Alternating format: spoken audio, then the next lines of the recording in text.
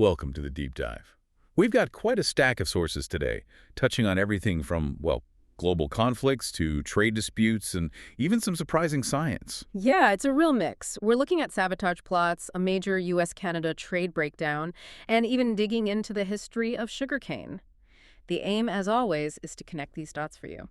Right, cut through the noise and give you those key insights. So where should we start? Maybe with that story out of the UK? Pretty concerning. Definitely. Let's start there. Recently, 5 men were sentenced in London for involvement in an arson attack. And this wasn't random vandalism, was it? There were links to Russia. Exactly. Prosecutors laid it out clearly. The target was a warehouse in East London back in March 2024, and inside, Starlink satellite gear. Starlink, this stuff being used heavily in Ukraine. Precisely. Equipment destined for the Ukrainian war effort. The fire caused about $1.3 million worth of damage, so a significant hit. And the connection. You mentioned Russia, but the report specified the Wagner Group. Yes, organized on behalf of Wagner, and that means, it's intimately tied to the Russian state, particularly its intelligence services. And this isn't an isolated incident, is it? No, not at all. And that's the really disturbing part.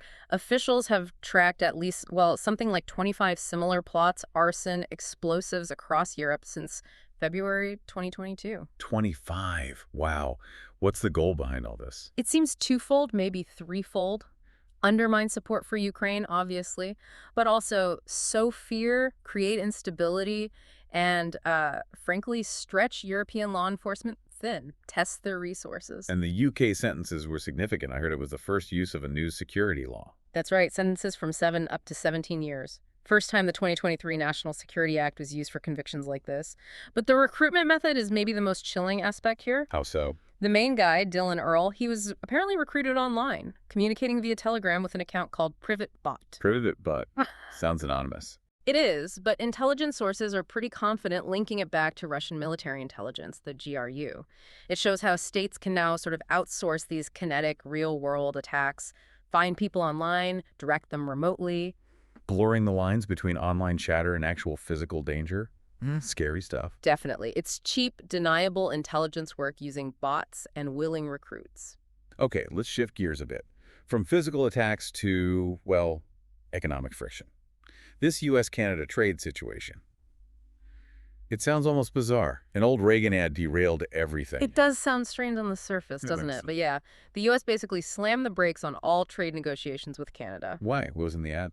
Ontario's Premier, Doug Ford, ran this ad using a clip from a 1987 speech by Ronald Reagan, where Reagan was speaking out against tariffs. Okay, so Ford used Reagan to critique current U.S. tariffs. Exactly, and President Trump's reaction was immediate. Terminated the talks, called the ad fraudulent. Even the Reagan Foundation chimed in, saying the ad misrepresented Reagan's remarks. There's a layer of irony there, isn't there?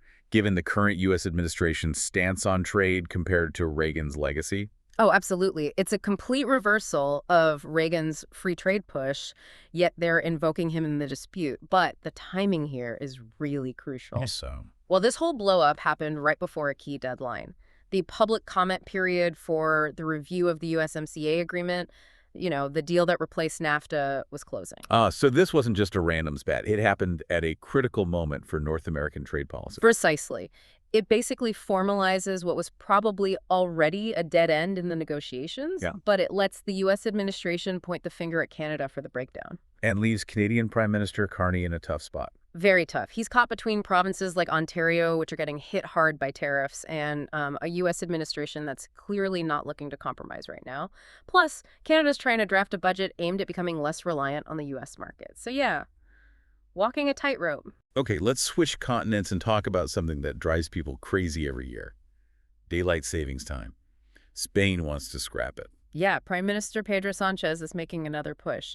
He's aiming to get rid of the clock changes for good by 2026. What's his argument? Besides the obvious annoyance factor? He says, look, changing the clocks twice a year barely saves any energy anymore, and it messes with people's health and daily lives. And he's not alone. Finland and Poland are apparently on board, too. It feels like such an old policy. When did it even start becoming widespread? Well, it kicked off way back in 1916, but it really took hold across Europe and North America in the 1970s. The idea then was genuinely about saving energy during the oil crisis. Right. But didn't the EU already try to ditch it? I remember a survey a few years back. You're right. Back in 2018, the European Commission found that a huge majority, something like 85% of Europeans surveyed, hated it and wanted it gone. The Commission was ready to act. So what happened? Why are we still doing it? Classic EU politics, unfortunately. To make the change, all the member states have to agree. And crucially, they have to agree on which time to stick with permanently summertime or wintertime. And they can't agree on that. Nope. Total deadlock. Some countries want permanent summer, others want permanent winter. Without unanimity, the whole thing grinds to a halt. So now the Commission is back to doing more studies, trying to find a way through. Stuck in limbo over what time it should be. Okay, fascinating in its own way. Now, something completely different, sugarcane. What's the news there? Yeah, this is pretty cool, actually. Scientists were digging into the history of sugarcane domestication, where about 80% of our sugar comes from. It originated in New Guinea. And they found something new. They did. By analyzing the genes of modern sugarcane, they found genetic traces of a wild ancestor plant that nobody knew existed before, a sort of ghost ancestor. A ghost ancestor. So it contributed to modern sugarcane, but we didn't know it was there. Exactly. It left its mark genetically, but the original wild plant itself seems to be lost to history, or at least we hadn't identified it. That's interesting history, but does it have any practical use today? Potentially, yes. Finding these previously unknown genetic markers means there might be useful traits hidden in sugarcane's lineage we didn't know about. Things like disease resistance or maybe tolerance to drought or heat. Stuff that could be really important with climate change affecting agriculture. Precisely. If they can isolate those useful genes from the ghost DNA, it could potentially be used, maybe through genetic modification, to breed hardier sugarcane varieties for the future, protecting a major global commodity. Okay, that makes sense. Now, let's pivot to something really important for navigating the news today. Thinking critically about data. There's that viral chart about rape statistics in the UK. Ah, yes, the one claiming the UK is the rape capital of Europe. It pops up fairly regularly online. The numbers look stark, 109 per 100,000 people. But you're saying it's misleading? Deeply misleading. Even the official bodies that collect this kind of data, like the UNODC, explicitly warn against making direct comparisons between countries. Criminologists say the same. It's an apples to oranges comparison. Why? What makes the comparison invalid? Why does the UK number seem so much higher? There are basically three big reasons. First, legal definitions. How countries define rape illegally varies massively. The UK's definition, especially after changes in 2003, is quite broad and based on consent. Okay, so UK law might capture more incidents than laws in countries with narrower definitions. Exactly. Some countries might still require, say, evidence of physical force or injury, which captures fewer cases. The second reason is counting practices. How things are counted. Right. The UK generally uses what are called input statistics. That means a crime is often counted as soon as it's reported to the police. And, crucially, if there's a group assault, the UK often counts that as multiple offenses, one for each assailant, perhaps. Whereas other countries might just count it as one single incident. Correct. So that alone can dramatically inflate the UK's numbers relative to others, even if the underlying rate of violence isn't actually higher. Okay, so legal definitions, counting methods. What's the third factor? The third one is more about society, cultural factors. Things like public trust in the police and the justice system play a huge role. Also, societal attitudes towards sexual violence. Meaning, if people trust the system more or feel more able to report, the numbers might go up, even if the actual crime rate hasn't. Precisely. Higher reported numbers can actually reflect positive changes, like increased reporting and better recording by police, not necessarily more crime happening. Is there better data within the UK itself to understand the trend?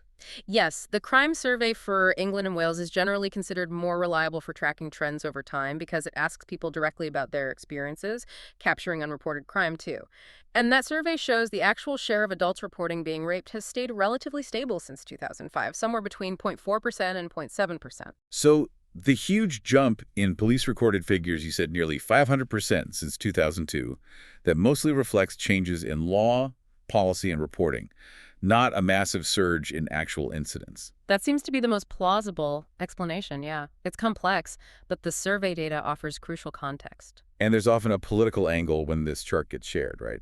Linking it to immigration. There is. It's often posted by anti-migration voices claiming a link between immigration and these high figures. But the analysis we looked at was very clear. There is simply no evidence to support that connection based on this data. How do they refute that? Well, one simple comparison they make is between the UK and the Netherlands. Both countries have roughly similar percentages of foreign-born residents, yet according to this same misleading chart, the Netherlands has a vastly lower reported rate. So if immigration were the driver, you'd expect similar rates in both countries, given similar demographics? Exactly. The huge difference in reported rates points back to the problems with definitions and counting, not demographics. It shows the flaw is in comparing the numbers internationally in the first place. A really important example of why context is everything when looking at statistics. Before we wrap up, just a quick mention of a breaking story here in the UK.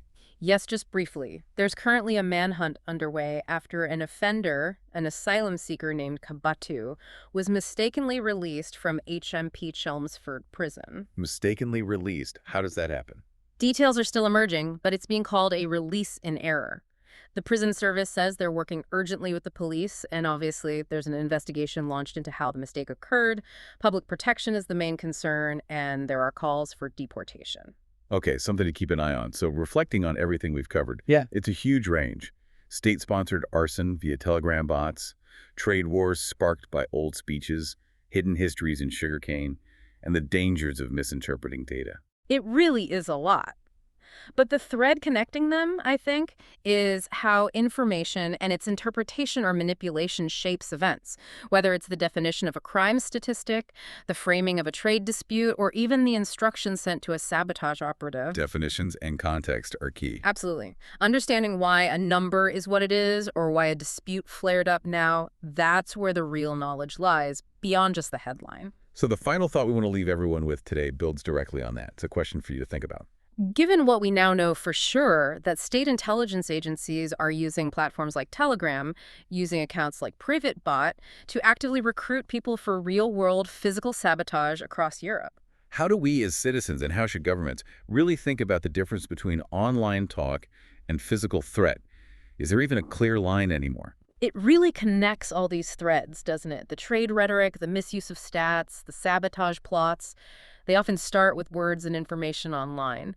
But the jump to real-world consequences seems to be getting shorter and maybe easier. How do we adapt to that? Something important to consider. That's all for this deep dive. Until next time.